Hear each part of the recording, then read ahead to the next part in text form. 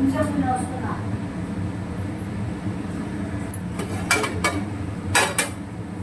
Friends, ఈరోజు మా ఇంట్లో వంకాయ కర్రీ అండి. ఒకసారి చూడండి.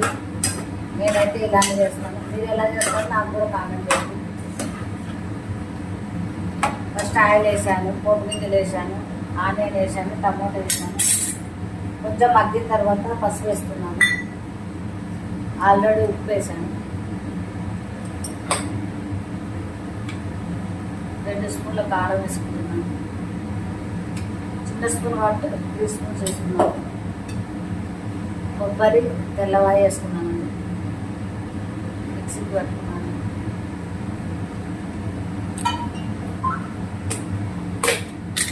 ధనియా పౌడర్ తగినంత. ఆల్రెడీ మగ్గినాయి కాబట్టి ఒకసారి కలుపుకొని మళ్ళీ సిమ్లో పెట్టుకొని మూత పెట్టుకొని